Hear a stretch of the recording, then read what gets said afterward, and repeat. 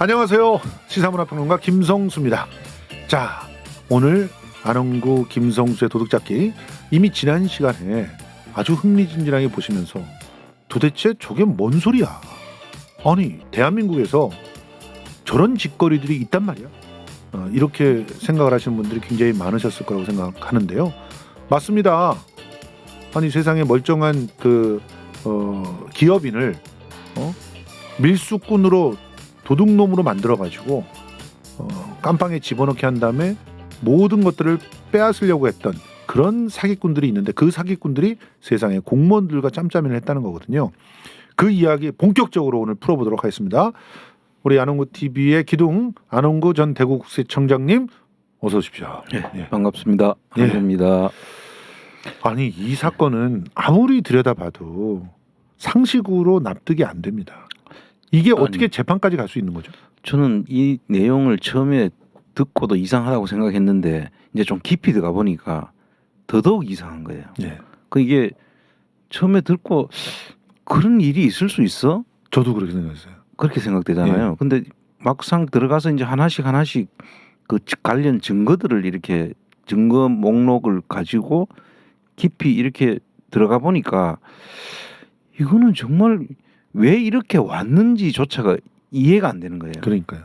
어떤 사람들이 정말 선량한 일을 하고 오히려 이 사람은 그 공익적인 공익 제보자였죠. 제보를 통해 가지고 뭔가 사회 정의를 바로잡아 보려고 하는 그런 사람한테 그걸 거꾸로 그런 입을 막기 위해 가지고 이 공무원과 악덕 기업이 이게 같이 짬짬이가 돼 가지고 오히려 공익 제보자를 그 가정을 파괴시켜 버리고 재산을 다 뺏어버리고 재산을 뺏어버리고 그리고 감옥에 집어넣고 그렇게 만들어서 완전히 이거는 하나의 뭐라 그럴게 정말 이럴 수가 있나 도저히 이 21세기에 이런 일이 벌어져도 대한민국에서 이게 그냥 용인이 되나 과연 이런 나라가 선진국인가? 그러니까 아까 대기실에서 그러셨잖아요.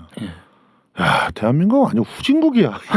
이런 게 되나 이런 게 재판에 간다는 거는 이건 우리가 돈만 좀 많이 벌었지 시스템이 완전히 후진국이야. 이런 얘기를 하셨잖아요. 네, 처음에는 이랬어요. 좀 아니 이거 내용을 보니까 이제 설명을 앞으로 이제 구체적으로 하겠지만 이거는 그냥 만약에 자기들 주장대로 하더라도 이거는 민사로 그냥 끝날 일이죠. 예를 들어서 내가 돈을 썼으니 너가 나한테 줘야 될 돈들을 줘. 이걸로 끝나야 될 사건인데 갑자기 횡령 사건으로 둔갑을 해가지고 형사고발을 하는 거예요.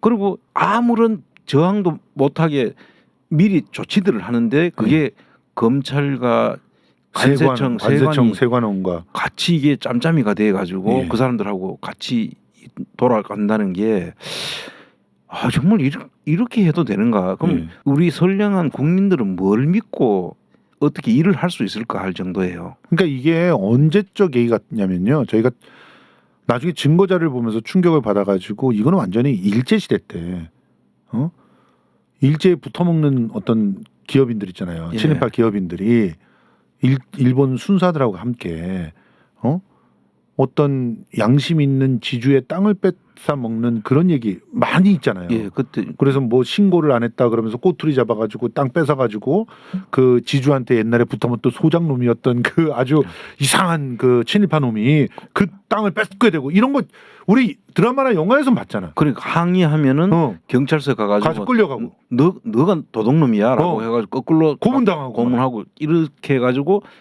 두드러 맞고 나와가지고 병자가 되고 그런 얘기가 지금 21세기의 대한민국에서 일어나는 거예요. 그런데 이게 그러면 이 사법기관에서는 이걸 제대로 봐줄 걸로 알았는데 그것도 1심도 졌어요. 그냥 쭉 그냥 갑니다. 그래서 그럼 이렇잖아요. 우리가 사법 판단이 그렇게 되면은 저거는 정말 뭔가 좀 문제가 있을 거야. 그러니까 문제가 있으니까 그렇지라고 보통은 생각하거든요. 근데 안 당해본 사람들은 그렇게 당연히 생각하잖아요. 우리 그래도 법이 있는데 사법기관에서 이 정도는 해주겠지.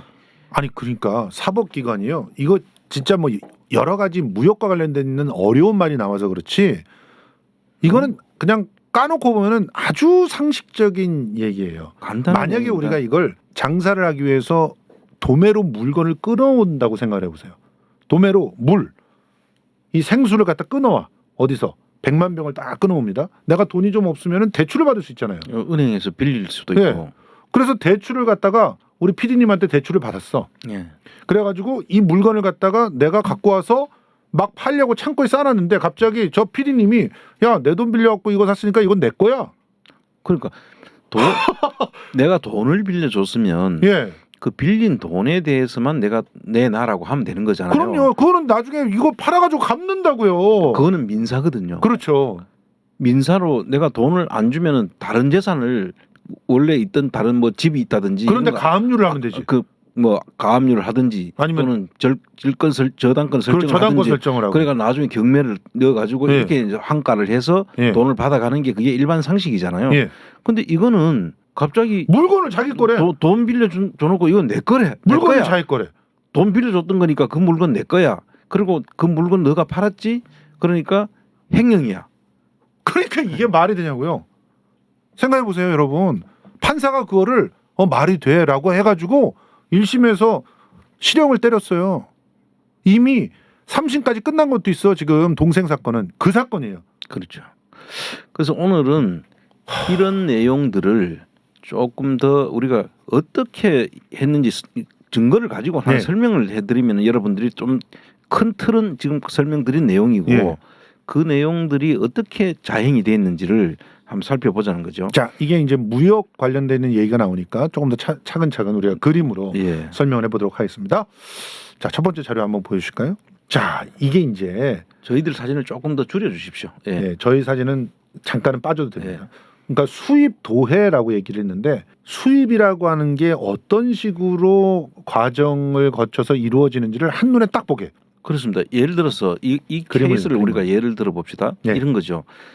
예를 들면 중국에서 예, 냉동 고추를 예, 수입을 합니다. 예, 수입하려고 하면은 우리나라 한국이 수입업자고 예. 중국은 수출업자가 있겠죠. 그렇죠. 수입업자가 수입하려고 하면 먼저 중국에 사람을 보내죠.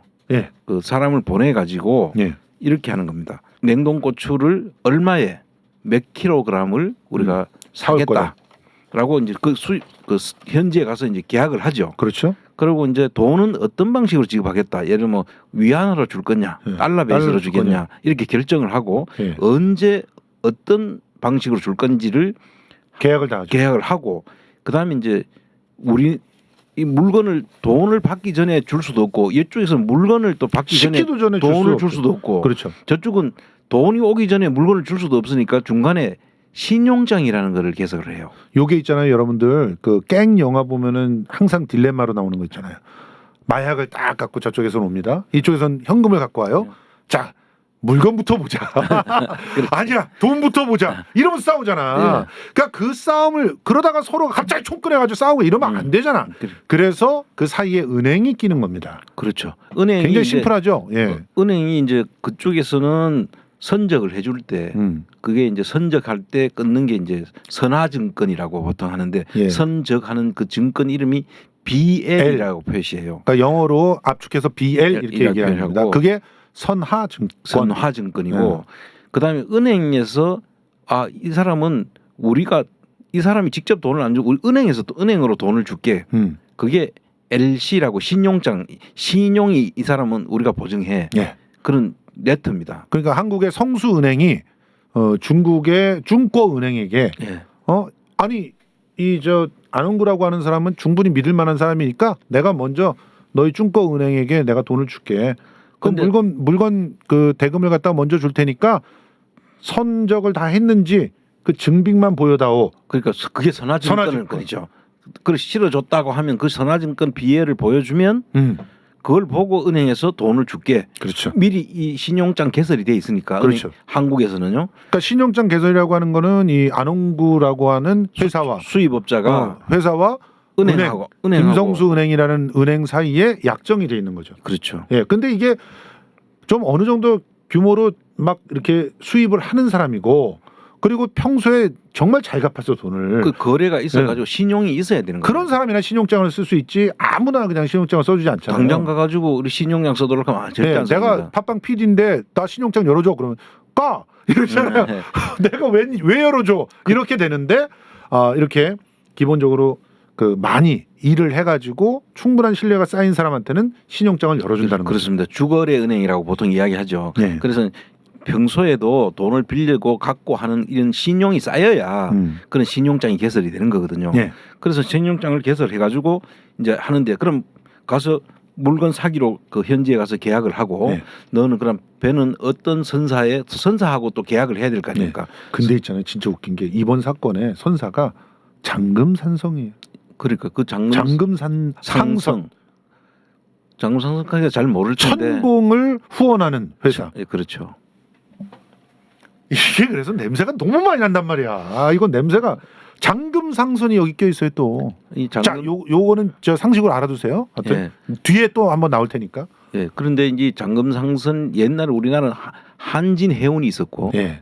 제일 큰 해운사였고 그다음에 현대상선. 현대상선이 있었고 그다음에 이제 이 장금상선이 아마 그 뒤를 3, 4위 정도 됐죠. 있는 것 같아요. 그런데 이 장금상선이 천공 때문에 이제 이름이 유명해져서 알려져서 그렇지 실제로 장금상선은 뭐 선박 회사는 맞아요. 예. 그러니까 이제 여기서는 그걸 이제 타는 것만 말씀을 드리고 예. 그래가지고 이제 그 선박 회사하고 계약을 해서 물건 실었다. 그러니까 그 물건 우리 확인 다 했다 하는 게 BL이잖아요. 그렇죠. 그 선박 회사에서 그걸 주면은 끊어주죠. 그걸 은행에다가 제시하면은 은행은 LC를 오픈해주고 예. 이 사람들이 돈을 받기 전에 다 물건 확인까지 되고 돈까지 간 것이 서로 확인되는 거예요. 예. 그러면 이제 수출해주는 중국 사람들은 나는 끝. 그렇죠. 돈 다 받았으니까 다음 물건 실어주고 확인받고 돈 다 받았어. 예. 끝. 그렇죠. 거기서 그 할 일은 끝났어요. 그 다음에 이제 그게 배를 타고 쭉 이제 물건을 싣고 옵니다. 그렇죠. 그래서 평택항에 딱 도착하는 거잖아요. 예. 평택항에 딱 도착해서부터 어떤 일이 벌어집니까? 이제? 평택항 도착하면은 이제 한국에서는 그 기간이 있습니다. 그러고 통관 절차라는 게 그렇죠. 있잖아요. 여기 오면은 한국에서 이제 검역을 하죠. 그렇죠. 검역을 할 때 독극물이나 이런 것들이 있는지 없는지 또는 그 관세를 매길 때 보면은 외국에서 사오는 실질적인 우리나라에서도 생산되는 것이 외국에서 사올 때는 되게 싸게 사오잖아요. 그렇죠. 그럼 우리나라 농산물이 다 죽어버리니까 그러니까.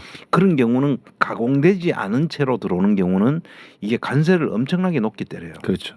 그게 이제 한 뭐 2,000%까지 막 때려요. 그렇죠. 그럼 그게 엄청난 관세가 2,000% 때리면은 가격이 엄청 올라갈 거 아닙니까? 그렇죠. 실제 수입하는 가격은 그러려면 우리나라 농산물 사는 게 더 낫기 때문에 그걸 수입하는 걸 좀 막으려고 하는 이 보호 관세라고 보통 이야기하죠. 그렇죠. 그리고 우리나라 농민들을 보호하기 위한 그런 관세까지 때리는 거고 가공이 돼가 들어오는 경우는 좀 달라요. 예. 그때는 뭐 한 8%도 되고 이렇게 27% 되고 엄청나게 차이가 나는 거죠. 그래서 이제 관세를 물게 되는데 검사하고 창고에 보관해서 문제가 없이 그다음 나갈 때 관세가 부과가 되는 그렇죠. 그게 보세구역이라는 곳에서 그렇죠. 다 이루어집니다. 예. 이런 절차를 밟는데 예를 들어서 지금 슈퍼마린이나 슈퍼코리아가 이렇게 수입을 해가 오고 실제로 물건을 사가 왔으면 문제가 없는 거예요. 그렇죠. 지금 현재 슈퍼마린은 보세 창고니까 더군다나 하선을 할 때 바로 와가지고 그 창고에 집어넣을 수 있는 그런 프리패스권이 있는 보세 창고니까 그렇죠. 일단 배에서 내리면서 바로 보세 창고에 창고를 딱 쌓아놓고 이제 통관을 기다리는 거죠. 거기서 이제 다 모든 것들을 갖다가 절차를 갖다 해가지고 통관됐어라고 딱 도장 찍어주면 그때부터 물건 팔면 되는 거 아닙니까? 그렇습니다. 그래서 이 슈퍼코리아 슈퍼마린 그리고 이성열 대표가 실질적인 사주인 그 회사는 그런 방식으로 과거에부터 수입을 계속 해왔던 회사죠. 해왔고 어떤 케이스는 다른 사람들이 너 신용장이 좋으니까 신용 그거를 우리가 좀 빌려 가지고 그럼 우리가 수입하고 싶은데 그럼 너 우리 수수료 좀 줄 테니까 그거 좀 빌려 쓸 수 있겠니? 그러면 그래 빌렸어. 이렇게까지 했던 회사예요. 그러니까요. 그런데 갑자기 뭐가 등장하느냐 하면은 다음 장에 보시면은 자 여기서 슈퍼코리아와 슈퍼마린은 아까 이성열 대표가 실질적으로 사주인 회사라 그랬지 않습니까? 예. 무역은 슈퍼코리아라는 이름으로 담당을 하고 슈퍼마린이라는 회사는 창고인데 실제로 슈퍼마린도 무역을 직접 했더라고요. 그러니까 두 개 다 할 수 있도록 창고업과 무역업도 같이 할 수 있도록 그런 회사예요. 맞습니다. 그러니까. 자, 그런 회사여서 이 회사를 통해 가지고 잘 해왔어요. 네.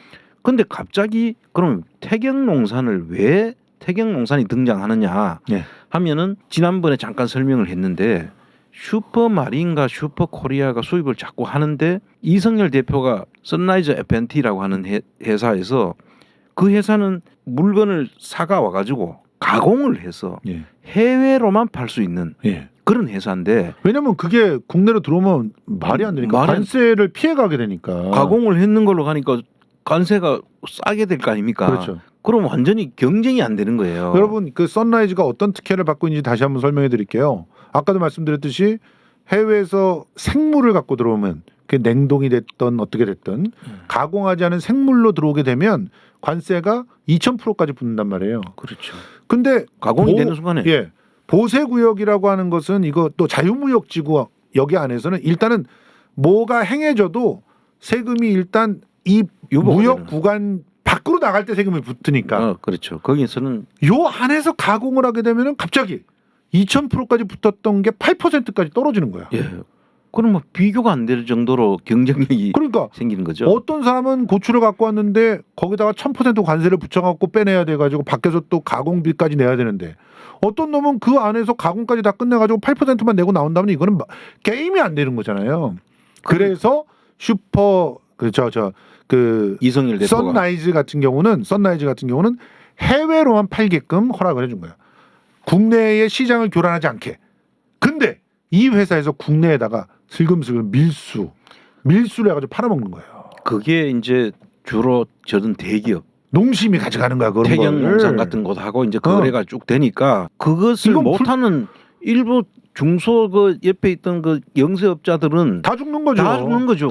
아예 게임이 안 되는 거지. 가격 경쟁이 안 돼. 그러니까 이성열 대표가 그걸 볼 수가 없다. 예. 그래서 공익 제보를 쭉 하게 된 거예요. 예. 다음 장 요거는 뭐냐면은 아까 말씀드린 대로 신용장을 슈퍼마린이 그 다른 사람한테 대여를 해줄 정도로 이 신용이 있었다는 거예요. 예, 그걸 잠깐 보여드리는 겁니다. 요게 보여드리는 겁니다. 농심브로커 박강남 사장한테 슈퍼마린이 오히려 신용장을 대여했던.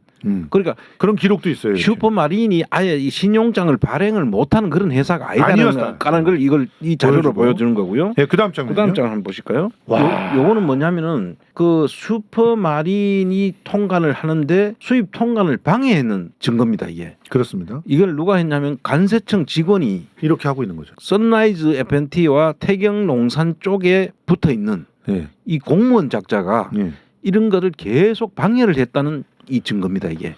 자, 요게 뭐 보시기에 이거 갖고 뭘 할 수 있을 건데 빨간색으로 써져 있는 거. 그러니까 저게 전부 다 방해를 해서 시간을 갖다 끌게 했던 그런 물건들인 거죠. 그 투시 해제라고 돼 있는데 이게 엑스레이거든요. 그러니까 그 안에 내용물을 검사를 하지 않습니까?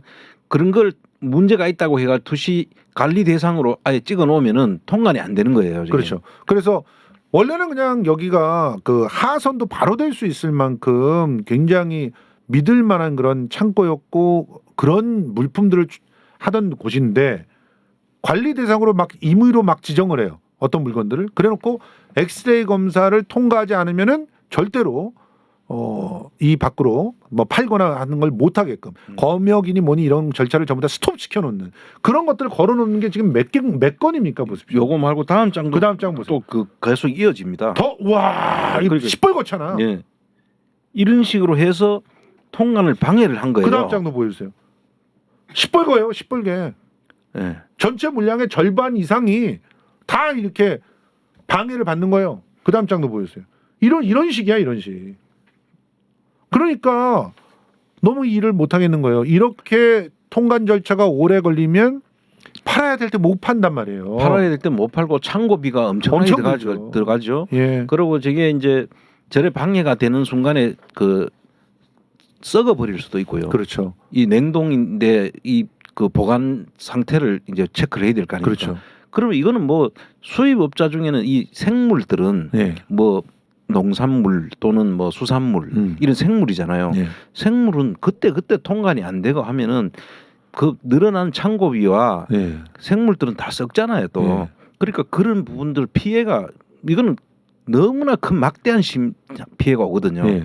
그런데 그 피해를 의도적으로 준 거야. 예. 그러면서 이제 이렇게 하는 거예요. 아 그러니까 너 이거 통관 잘 안 되지. 그러니까 태경농산은 재벌 기업이고 태경농산 이름으로 들어가면은 통관이 잘 될 수 있어. 그러니까 태경농산의 신용장을 한번 빌려보는 거 어때? 그래서 한 거죠. 네, 이런 식의 제안을 한 겁니다. 요 보면 그래서 태경농산이 신용장을 제공을 하면 중간에서 꼬신 사람이 남성유통이라는 회사란 말이에요. 이제 중간 브로커입니다. 이 사람은. 요 회사에서 야 내가 태경하고 잘하니까 네가 태경 거 갖고 한번 이용을 해봐. 그 대신 나한테는 수수료 2천만 원만 줘. 내용을 보면 남성유통이 사전에 태경농산하고 계약이 돼 있었다고 이제 나중에 재판 과정에서 낸 자료를 보면 예. 미리 나는 이렇게 태경농산으로부터 LC를 빌려가지고 쓸 수 있는 그런 조건이 갖춰 있어. 그러니까 내가 태경농산 LC를 니한테 대여를 해줄 테니까 나중에 너는 그 태경농산에다가 그 LC를 쓰고 난 다음에 그 전체 들어간 비용의 103% 3% 수수료를 줘라. 수수료를 포함해서 너가 갚는 갚아라. 조건으로 해라. 하니까 뭐 슈퍼코리아나 슈퍼마린 입장에서는 자기들도 신용장을 빌려줄 정도로 네. 신용이 있는데도 불구하고 이게 통관 과정의 혜택을 보기 위해서 울며 겨자 먹기식으로 한 거예요, 이게. 그렇죠. 그렇게 한다면 나쁘지 않겠다라고 솔직히 해서 뭐 엄청난 그런 창고비와 손실을 보느니 한 3% 주고 수수료 2천만 원 얼마 껌값이야. 몇백억씩 그렇게 물건이 들어오는데 그 3%라는 그 수수료를 주고 네. 그다음에 남성유통한테는 그냥 수수료 2천만 원 그것만 주면 되고 주면 되고 네. 실질적으로 태경농산도 그 빌려줬으니까 수수료를 받아야 되긴 그러니까. 하잖아요.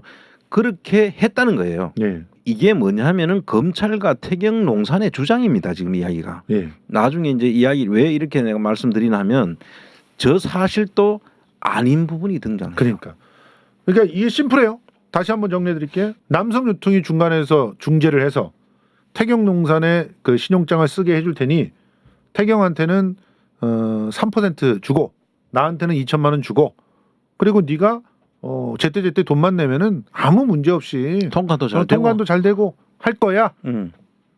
이렇게 꼬신 거예요. 이렇게 꼬셨는데 무슨 일이 벌어지느냐. 지금 이제부터 설명을 밑에 보시면 밑에 부분을 좀 설명을 좀 더 하죠. 예. 태경농산이 물품 대금하고 예. 물품 대금은 LC가 태경농산으로 끊겨 있으니까 그러니까. 은행에서 태경농산이 돈을 대납한 것이 되는 거잖아요. 그렇죠. 그러니까 당연히 줘야 되죠. 태경한테 줘야 되죠. 그 물금 이것도 지금 중요합니다. 예. 물품 대금하고 그다음에 물류비라는 게 선박비, 운송비잖아요. 그다음에 보관료, 예. 창고가 슈퍼마린의 창고이긴 하지만 예. 실질적으로 모든 것은 LC를 끊어주는 예. 태경농산이 원래는 주고 나중에 그 돈을 다시 받으면 되는 거예요. 그렇죠. 그다음에 보관료, 그다음에 관세까지. 예. 통관 절차를 LC를 연 사람들이 다 관세까지 하고 예. 그 돈에 곱하기 103%를 해서 그거를 태경농산한테 주면 되는 거예요. 그럼 원래 이거를 태경농산은 먼저 지불을 해야 됩니다. 그렇죠? 예. 그러니까 은행 자기가 주거래 은행이었던 은행에다가 물품 대금 주고 물류비 주고 그다음에 보관료하고 그 관세도 자기가 관세는 관세청에 예. 보관료는 창고에 다 주고 나서 영수증을 딱 보여주면서 자 여기다 3% 얹어 갖고 나한테 줘. 그래야 되는 거죠. 이렇게 해야 되는 거예요. 그래야지 정확한 거죠. 그렇죠. 원래는. 그런데 여기에 이제 그 남성유통이라는 자가 끼어가지고 예. 제가 볼 때는 저 남성유통의 안모 씨가 예. 상당히 지금 이 사건의 그 핵심적으로 이 문제를 일으킨 이 사람이 사실은 문제가 돼야 되는데 그렇죠. 우선은 오히려 이 남성유통이 거꾸로 고소를 합니다. 그렇죠. 그러니까 처음에는 돈 내놔라고 주장을 하고 예.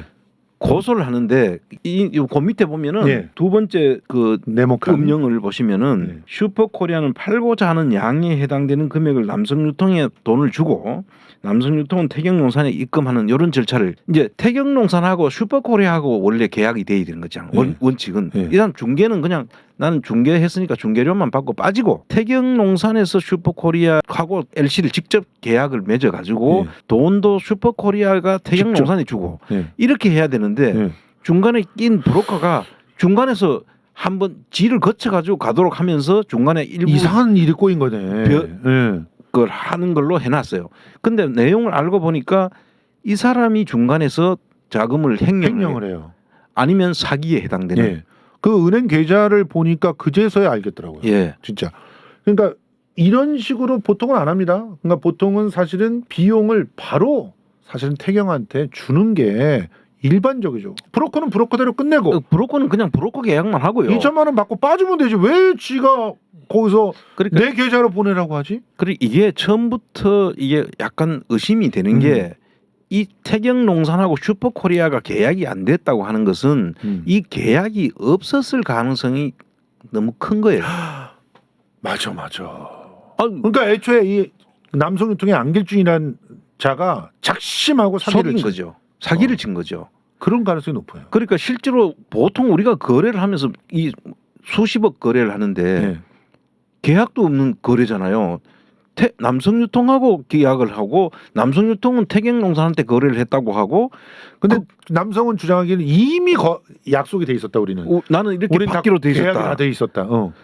이렇게 구조를 짠 거예요. 그런 거예요. 그렇다고 본다면은 이 나중에 보면은 이게 그 입증되는 것이 태경농산과 슈퍼코리아는 원천적으로 계약이 없었을 가능성이 있다는 걸 우리 염두에 두고 보자는 거죠. 근데 그게 사실이라면 진짜 미치고 팔짝들 노릇이네요. 완전히 사람을 남성 유통이 오면은 그 사람의 말에 솔깃하게끔 완전히 세팅을 해놓고 예, 외통수처럼 남성 유통한테 몰아간 거잖아요. 그렇죠. 그래놓고 남성 유통이 야 나 아니면은 태경이 신용장 안 주니까 이렇게 해. 이렇게 하면 다 좋을 거야. 나는 뭐 2천만 원만 받을게. 그래. 그러니까 이걸 너 이렇게 하면은 충분히 그 동안에 너 총괄하는데 많은 힘들었지.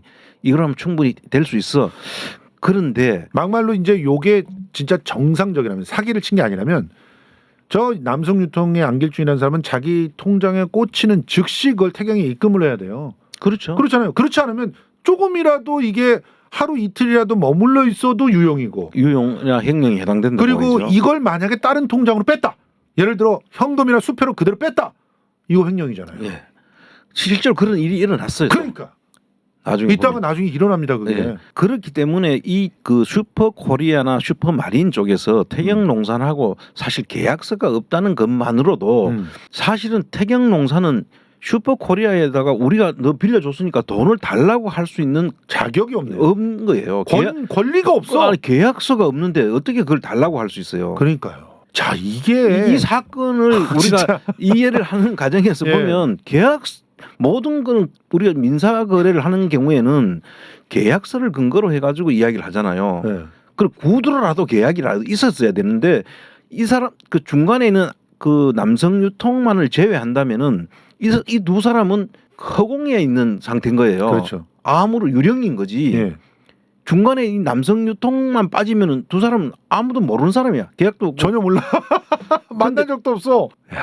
자, 이런 상태입니다. 지금 요걸 좀 길게 설명하는 이유가 이 사건의 본질이죠. 부당함을 우리가 알 수 있는 중요한 내용이기 때문에 계약도 없는데 갑자기 그거 돈 내놔. 돈 내놔라고 합니다. 그래서 여기서 중요한 것은 돈 내놔라고 하는 것은 저게 사실이라면 계약이 없다 하더라도 저런 그 남성 유통이 중간에 끼어가 정상적인 거래라고 한다면 돈을 내주는 게 맞죠. 그렇죠.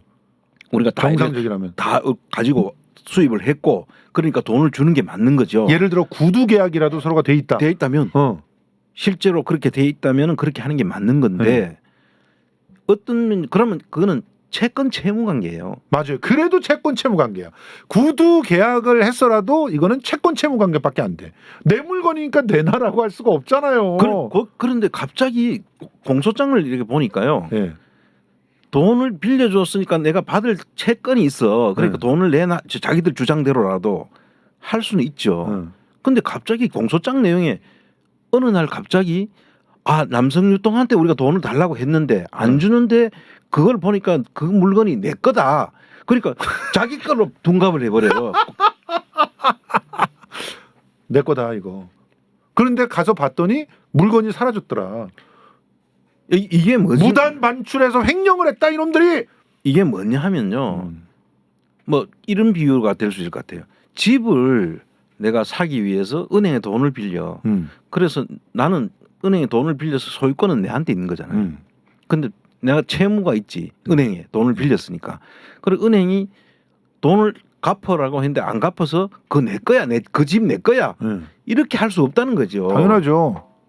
민법상으로는 그 집은 당연히 그 대출을 갖다가 빌려서 그 집의 소유주가 된 그 사람이죠. 그래 채무는 우리가 있을지 몰라도 농담상으로는 은행이 주인이야 이렇게 네. 할 수 있어도 명확히 등기부 등본에 내 이름이 써 있어야 되는 거 아닙니까? 그렇죠. 그리고 그렇게 써 있는 한 은행은 절차를 갖춰서 그 대출금을 받아가야죠. 그렇죠.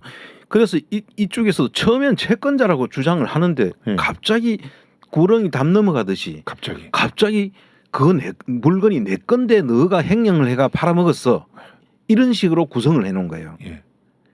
이 부분에 이 사건의 본질이 있다. 저는 그렇게 보는 거예요. 맞습니다. 그럼 채권 채무가 소유권이 넘어가는 게 아니죠. 그 토양 농산이라고 될 수가 없잖아요. 그렇죠. 소유권은 지금 분명히 슈퍼코리아에 있어야 되는 거고 채권만 그 태경농산에 있는 겁니다. 그렇죠. 그렇게 봐야 되는 거기 때문에 이거는 철저히 민사적 사안이지 이게 형사적 사안이 될 수가 없다는 거죠. 이게 자기 건데 횡령을 했다고 해야 형사 사건이 되거든요. 그렇죠. 그런데 이 사건을 형사 사건으로 만드는 법 기술을 발휘를 했는데 그 다음부터 이제 검찰의 어설프게 했다는 거죠. 그러니까 내가 보기엔 검찰의 솜씨예요, 그게. 그 변호사가 구성을 했고 고소를 할 때 그 고소를 했고 검찰이 그걸 그대로 이어받아 가지고 형사 사건화 한 건데 정상적인 내용 같으면은 네.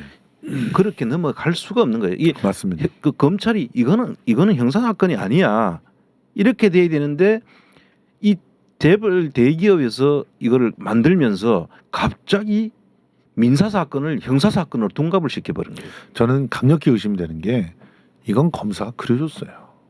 그럴 가능성이 굉장히 높아요. 네. 그러니까 태경 쪽 법무법인이 검사와 의논을 했겠지. 술 마시면서 야 이거 완전히 좀 이제 싹을 밟아버려야 되는데 말이야. 어쩌면 좋겠니? 아 형님 갖고 오십시오. 이렇게 해가지고 그려오시면 제가 그걸 하겠습니다. 그렇지 않고 어떻게 검사가 들여다봤는데 그게 말도 안 되는. 검사는 돌대가리입니까? 이게 민사건이고 채권 채무에 관련된 건이라는 걸 몰라요? 딱 보면? 그러니까 민사도 먼저 민사를 제기했어요. 예. 그래서 이제 사실은 이 이성열 대표는 그 당시에 이 실무에 직접 개입을 안 하다 보니까 예. 이런 내용을 잘 몰랐던 거예요. 맞아요. 그런데 민사가 들어왔는데 어떻게 그러면 돈을 일부를 줬더라고요. 그래서 돈 줬어요. 달란 대로 또 보니까. 그러니까 돈을 달라고 줄락 하면은 그 사실 다 하긴 하고 예. 은행에서 돈을 넣었기 때문에 거기에 대해서 돈을 103%를 주는 거잖아요. 예. 그러려면 여기서 지금 우리가 확인해야 될 게 일단 채권 채무 관계인 민사 사건을 형사 사건으로 둔갑시키는 게 첫 번째 이 의문이 있는 거고요. 그렇죠. 이 사건에서 이게 어떻게 이렇게 바뀌느냐. 그거가 아니면은 이 사건 자체가 성립이 안 되는 그러니까. 거잖아요. 두 번째는 그럼 자기들이 구성했는 대로 맞다 치고 이 내용에 대해서 채권을 그럼 얼마를 넣어가 채권을 우리가 얼마가 들어갔으니까 거기에 얼마를 달라는 게 있어야 되잖아요. 그렇죠.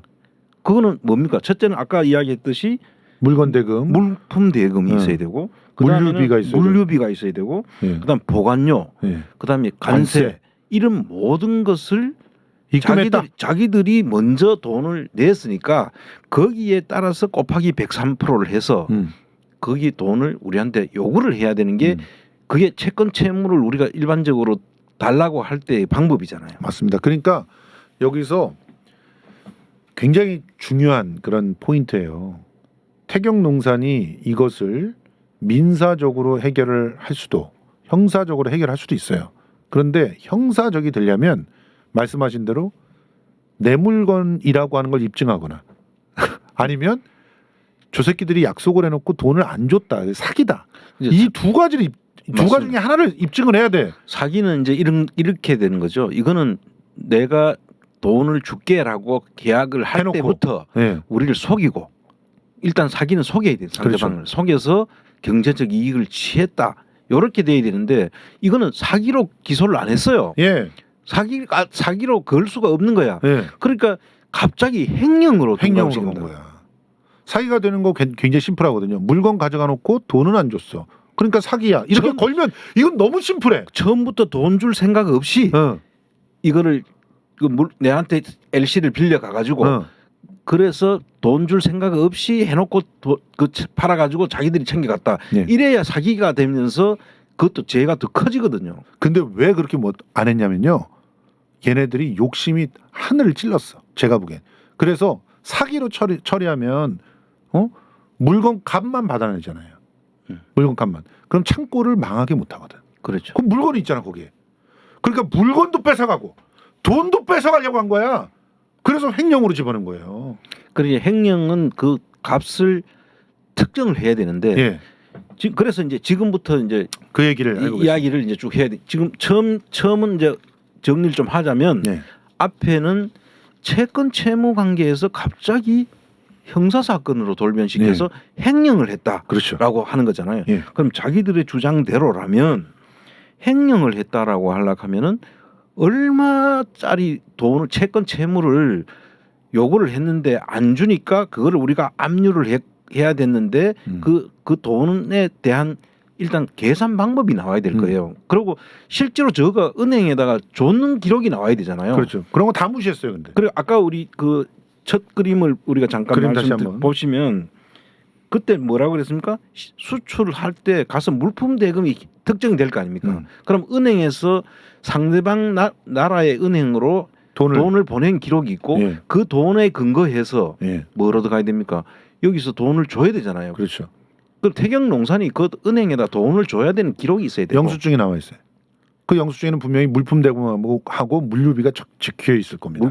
물류비가 있어야 되죠. 예. 그다음에 운송 회사하고 계약이 또 있어야 되잖아요. 그 계약서도 줘야 돼요. 내가 운송 FOB 계약을 했으니까 그 중국에서 선박을 실어주기 전까지 거기까지만 해주는 게 FOB고 한국 부두까지 실어주는 게 CIF 예. 가격을 그렇게 달라지는 거죠. 예. 운송비를 누가 부담하느냐의 차이인데 여기 FOB니까 그 운송비를 누가 부담하느냐 하면은 한국에 있는 태경농산이 부담하는 거죠. LC가 개설자니까 그거를 부담하는 거란 말이죠. 그럼 계약서가 다 있을 겁니다. 예. 우리가 선사를 선정을 했고 예. 어느 선사 할 건지 가격 결정을 했을 거고 거기에 계약서가 이제 그 우리로 말하면 인보이스라고 세금 계산서가 다 있을 거예요. 예. 근데 그거를 놀랍게도 하나도 안 냈죠. 내라고 하는데 하나도 아무것도 안 냅니다. 하나도 안 내요. 그리고 일부 낸 것들은 다 가짜예요. 일부 낸 건 가짜. 선화증권 가짜. 은행에서 돈 줬는 거는 기록이 없어. 그러면 돈 줬다고 어떻게 믿을 수 있어요? 그리고 그 다음에 한국에 와서 예. 아까 이야기하는 물류비, 창고비, 관세 이런 부분들은 관세 낸 적도 없고 관세 낸 적도 없어요. 그 관세 영수증도 없다? 너무 골 때려. 그럼 세금을 어떻게 했다는 거예요? 그럼 그 금액 그다음에 창고비를 자기들이 낸 적이 없고 창고비를 슈퍼코리아에다가 창고비를 내라고. 네가 내 이러고 있어. 대납이라고 해서 대납을 했다는 거예요. 그 대납도 했어. 그 기록이 나와 있어. 그러니까 지금 돈을 쓴 사람은요 슈퍼코리아밖에 돈을 안 썼어요. 태경이 직접 돈을 쓴 흔적은 하나도 없어요. 그런데 그 물건은 내 거야. 아니 이걸 어떻게 이해를 해? 그런데 저는 이게 검사도 이해가 안 되지만 판사도 이해가 안 되는 거예요. 이런 내용이면 적어도 은행에 너 거라고 하락하면 너가 사왔지 않겠나. 그리고 실질적으로 물건을 계약도 너가 해야 되는 거. 태경농산이 다 해야 되잖아요. 그리고 선화증권이 내는 선화증권도 보면은 그 선화증권 자체를 다 제시를 해야 됩니다. 그렇죠. 그리고 돈 나가는 그 통장 기록이나 이런 거 내놓으면은 명확하잖아요. 예. 하나도 제출을 안 합니다. LC도 어떤 LC를 지금 이제 마스터 LC가 있고 하우스 LC가 있거든요. 예. 마스터 LC를 가져야 그게 옳은 LC인 거예요. 그렇죠. 근데 하우스 LC를 만드는데 그게 전부 다 조작된 가능성이 보이는 거예요. 지금. 예. BL도 전부 조작하고 심지어는 한 장을 가지고 최고로 밝게 최고로 어둡게 해가지고 2장을 만들어가지고 그래가지고 그걸 제시를 해요. 그래서 실제로 2장으로 끊었다는 거짓말을 하고 이런 식의 말도 안 되는 증거 조작들이 난무하고 판사는 이성열 대표가 졌다고 이렇게 1심에서 졌다고 판결을 내린 거예요. 그리고 그 대신 불구속을 해줘. 부끄러워서. 사실 아니 구속을 시키지 왜 불구속을 해줘? 실형을 3년을 때렸는데 네.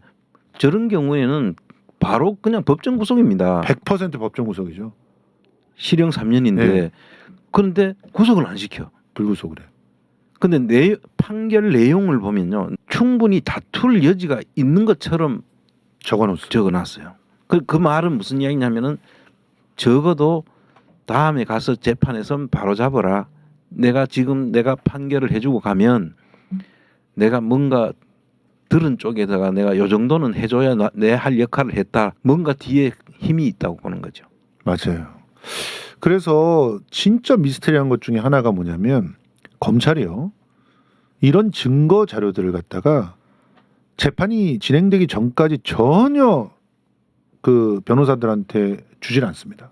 심지어 재판이 끝나도 이유를 갖다 어떻게 다냐면 이런 증거를 공개하게 되면은 살인 사건이 일어날 수 있으니까 증거를 공개를 못한다. 이따위 얘기를 하면서 증거를 보질 못하게 해요, 당사자를. 그러니까 변호사가 정보 공개 소송을 갖다 또 벌여가지고 거기서 승소를 해서 전부 다 증거를 하나씩 받아가지고 분석에 들어간 거예요. 그래서 1심에서 지고 난 다음부터 실제 싸움이 시작된 거예요. 그렇죠. 그래서 지금 이제 오늘은 이 너무나 이상한 이 처음부터 기소 자체를 예. 좀 보는 거고요. 이 전체 이 내용들을 구체적으로 또 이제 방금 말씀하신 그 변호사들이 요청해가지고 받아낸 자료들하고 이 이성열 대표는 이 회사 자체도 그냥 그 회사 자체를 폐업을 한 게 아니라 법인 자체를 말소를 시켜놨어요. 예. 그러니까 이 지금 법인 인격이 지금 없어진 상태로 만들어 놓고 이런 걸 하기 위해서는 은행에다가 그 법인이 살아 있어야 요구를 할 수 있잖아요. 지금 그런 작업까지 어떻게 보면 정말 한 사람을 죽이기 위해서 공권력이 다 동원됐던 모습이 보이는 거예요, 지금. 참 답답합니다. 그래서 이 부분을 이제 다음 시간에는 하나씩 자료를 가지고 이제 설명을 좀 할 텐데요. 아까 이야기했듯이 돈을 준 것도 못 내놓고 그런데 나중에 이제 알고 보니까 이성열 대표 쪽에서 돈이 나간 기록들이 나오는 거예요.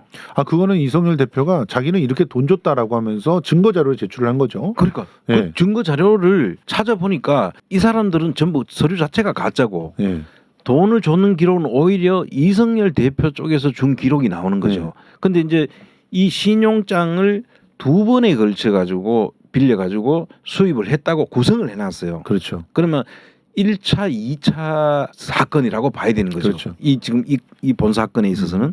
근데 1심에서 이 자료가 빈약한 상태에서 대응을 하다 보니까 2차 신용장만 1차는 정상적으로 거래가 된 줄 알았고 2차는 가짜 서류를 통해 가지고 실제로 수입이 안 됐다고 지금 이야기를 하는데 1차도 보니까 그런 자료들이 나오는 거예요.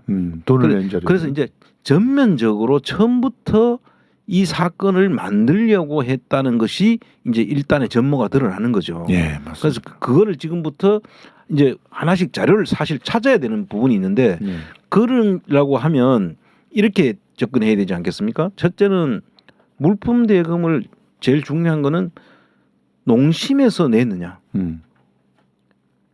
그리고 근본적으로 그 물건이 수입이 됐냐. 그러니까 태경에서 첫 번째는 수입 자체도 안 됐을 가능성이 있는 거예요. 물건이. 그러니까요. 그럼 물건이 수입 안 됐는데 창고에 들어온 기록이 있다. 그럼 그거는 그냥 슈퍼코리아 거지. 슈퍼코리아가 수입했던 돈 주고 수입했는 옛날부터 그걸 수입하던 사람들이니까 슈퍼코리아 신용장으로 수입한 물건을 그 창고에 들어갔다는 기록이 있다는 것만으로 내 거다라고 우기기까지 한 거잖아요. 그럼 충격이에요, 진짜. 자, 그러면은 그럼 돈은 왜 줬어? 지금 그 남성 유통을 통해가 준 돈만 한 10억 가까이 되잖아요. 맞아요. 네. 10억 대를 줬는데 그 돈을 그럼 남성유통에 왜 줬냐라고 사람들이 의식. 아니 물건도 안 들어왔는데 왜 돈은 왜 줬어? 그러니까 그건 실제로 태경 이야기가 맞는 거 아니야?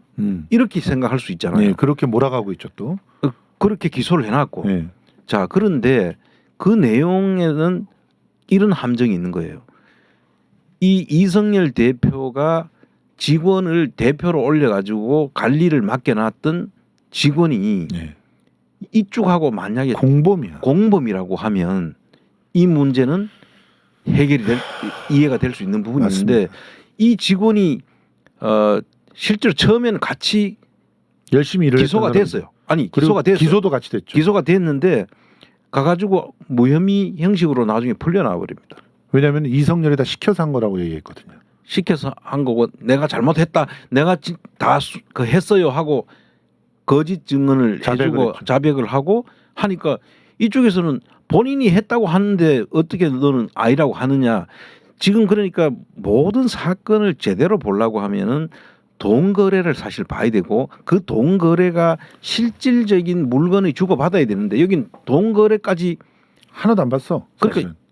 이성열 대표 주장으로 따지면 이 부분 이제 우리가 앞으로 입증해야 되는데 그런 내용들이 지금 자료가 지금 있습니다만 오늘 시간이 다 돼 가니까 우선 그까지만 정리를 하자면 이성열 대표가 돈도 속아서 돈도 내주고. 주고 물건도 들어오지 않은 물건도 들어오지 않았는데 자기 물건을 사갔다고 해서 횡령했다고 그 돈을 내놔라고 민사로 걸어놓고 사람은 감옥을 보내고 온 집안 그 어머니까지도 지금. 동생도 이 일에 이 대표로 있었다고 해서 감옥에 보내고 본인은 관세법 위반을 했다고 해가지고 형사처벌 받고 이거는 저는 도저히 상식적으로 이 법이 살아있는 대한민국에서 이렇게 있을 수 없는 일들이 벌어졌다는 거예요. 네, 맞습니다. 그러니까 그 이야기는 다음 우리가 시간에. 다음 시간에 이 자료를 하나씩 좀 보면서 설명을 해야 될 것 같다는 거예요. 여러분, 그러니까 이 사건을 우리가 본질을 잘 정리를 해드렸잖아요. 이게 진짜 어느 쪽 주장이 맞는지를 객관적 입장에서 따지려면 돈의 흐름을 봐야 된다는 거죠. 그렇죠. 자, 서로가 계약서가 없다고 치자. 좋아. 구두로라도 계약이 됐다고 치자. 그러면 그 돈이 어디로 흘러가서 물건이 어떻게 들어왔느냐. 요거를 보면은 문제가 깨끗이 해결돼요. 우리 그 슈퍼코리아에서는 그러니까 슈퍼마린의 정태명 사장 부하 직원이 그자가 돈을 갖다가 덜컥덜컥 줬어요. 남성 유통의 계좌로 줍니다. 네. 그리고 여기서 우리가 하나 그래도 판사가 양심이 있었다는 게 뭐냐면 판사가 1심을 끝내면서 이성열 대표한테 이렇게 얘기해요. 남성 유통 그 계좌를 확보를 하라고. 계좌를 확보도 안 하고 막 들어갔던 거예요 재판에. 근데 그 계좌를 확보해서 봤더니 돈이 이 슈퍼코리아 쪽에서 들어와서 그 즉시 막 돈을 갖다 뺀 흔적들이 있는 거예요. 빼기도 하고 일부는 또 그 태경농산으로 줬어요. 네. 그러면 태경농산에 준 거는 물건 사온 거 아니냐라고 생각할 수 있는데 네. 자기 물건을 일부 또 나중에 이제 그러니까 자기가 태경한테 줘야 될 돈을 그걸로 줘버린 그걸 거예요. 준 거죠. 그러니까 이 내용을 이제 자료를 가지고 설명하면 그러니까요. 구체적으로 이제 알 수 있는데 예, 오늘은 여기까지만 이제 예, 설명을 알겠습니다. 해야 된다는 그래서 거죠. 어쨌든 요 얘기를 갖다 이 말씀을 드린 건 뭐냐면 이렇게 엉터리 재판을 갖다 한다는 거예요. 그냥 정태명이라고 하는 사람이 공범인데 마치 유동규가 공범인데 그 말만 믿고 이재명을 죽이려고 하는 것처럼 똑같이 정태명의 말로써 허위의 가건물을 져가지고 그걸로 이성열과 이성열의 동생을 전부 다 구속을 시켜놓고 그리고 지들 멋대로 창고를 갖다 먹고 물건을 다 먹고 이러려고 했다는 것까지 저희들이 다 입증해드리겠습니다. 심지어는요 어떤 세관원은요 쪽팔리게도 거기에 있는 물건을 훔치다가 걸렸어요. 그러니까요. 물건을 훔치다 걸렸어요. 뭐 하는 짓들입니까, 니들? 지금 보면은 이 태경농산이 왜 자꾸 우리가 이 태경농산을 의심하냐 하면은 이 사건에 있어서 실질적인 이득을 보는 사람이 범행의 동기가 있잖아요. 그렇죠. 이 태경농산이 왜 그러면 이렇게까지 했을까라고 의심하시는 이 독자들이 있을 수 있어요. 네. 그러신데 그 부분은 이렇게 보면 선라이즈 FNT하고 태경농산하고 관계가 멀쩡하게 그 선라이즈 FNT하고 거래하면서 상당한 재미를 봤어요. 그럼요. 태경농산이 엄청난 재미죠. 엄청난 재미를 보고 있는데 갑자기 이성열이라는 작자가 나타나서 갑자기 막 고소를 막 하기 시작을 해요. 야, 선라이즈 니네는 해외로만 팔아야 되는데 왜 태경한테 팔어? 불법이잖아. 왜 이건 수사 안 해? 이건 너무 자명한 거잖아. 알고 있다면은 그거 고소나 민원을 갖다가 안 넣으면은 양심이 없는 거잖아요. 지난 시간에 우리가 잠깐 보여드렸듯이 공익 신고가 막 엄청나게 하니까 자기들 입장에서는 저게 눈에 가시 정도가 아니라 저걸 빨리 제거를 해야 되겠다는 생각을 하게 되는 거 아니겠어요? 맞습니다. 그 결과로 완전히 집안을 옛날로 따지면 삼족을 멸하듯이 정말 모든 사업장을 정말 작살내고 그렇죠. 가족들도 전부 다 감옥에 집어넣고 그럴 상태로 가는데 진짜 법이 있는 이 법치국가에서 네. 이런 일들이 생길 수 있다는 건 정말 상상을 못했는데 전 들어가면 들어가 볼수록 이 내용에 대해 가지고는 정말 이해가 안 되는 거예요. 이런 비상식적인 재판이요. 세상에 동생 재판은 3심까지 다 졌어요. 그리고 민사도 한번 졌고 또 형사도 한번 졌어요. 이제 증거들을 확보하고 형사 2심에서는 승소의 희망이 보입니다. 그리고 형사에서 승소하면 민사는 당연히 이깁니다. 왜냐하면은 우리가 밝혀낸 대로 우리 특히 안 청장님이 핵심을 지적해 준 대로 이거는 돈을 흐름을 놓고 보면 사실상 태경에서는 신용장을 빌려주고 열고 한 적도 없다. 그렇죠. 그러니 계약도 없고 돈도 안 갖고 그럼 신용장을 어떻게 열어서 어떻게 줬다는 거냐. 이건 완전히 창고의 대표가 공범이기 때문에 간 크게 만들어낸 그런 추악한 범죄다. 이렇게 규정을 할 수가 있는 거고요. 이거 바로 잡지 않으면 어떻게 보면 평택항은 미래가 없습니다. 대한민국이 미래가 없는 대한민국이 거죠. 미래가 없어요, 진짜. 여러분들이 이 방송을 보신다면 우선적으로 이 기가 막힌 그런 사건에 대해서 널리 알려주시고 검찰과 관세청 그 공무원들이 이런 짓에 장난을 갖다 계속 치지 못하게끔 여론을 만들어 주셨으면 좋겠고요. 그리고 지금 억울한 사법 피해자를 좀 조금씩 함께 도와주셨으면 합니다. 자, 오늘 이제 시간이 다 됐습니다. 벌써 이렇게 마무리하고 이제 조금 더 복잡한 증거 자료들이 다음 시간에 나오게 될 건데 여러분들이 오늘 이 시간을 충실히 따라오셨으면 솔직히 오늘 이 시간 재밌으셨잖아요. 잘 이해가 되셨잖아요. 충실히 따라오셨으면 다음 시간은 더욱 흥미진진할 수밖에 없는 게 그냥 말로만 했던 우리들의 얘기가 눈앞에 증거로 딱딱 드러납니다. 그래서 그걸 확인하는 그런 아주 정말 소름 돋는 그런 시간이 될 거라고 생각합니다. 자, 마무리 한 말씀으로 끝내시죠. 여러분들이 이런 이야기를 이제 아마 들으시면은 진짜 그럴 수 있겠어라고 생각하실 수 있는데 저도 처음에는 이 이야기를 듣고는 사실은 100% 믿지를 않았어요. 근데 깊이 이제 증거 자료들을 계속 살펴보다 보니까 이게 정말 이렇게까지 한 가정을 한 기업을 아니 말살 할 수 있나? 이게 국가 공무원과 이 어떤 재벌 기업이 이렇게까지 할 이유가 있나? 뭐 전생에 무슨 원한이 있나? 그럴 정도 아니고는 맞아요. 이렇게까지는 안 할 것 같은데 그런 생각이 들었어요. 저는. 증거가 꼼꼼히 들여다보면은 다 코미디예요. 다 조작된 게 눈에 다 보인다. 네. 근데 그걸 검사가 몰랐다고요? 자, 물러갑니다. 네.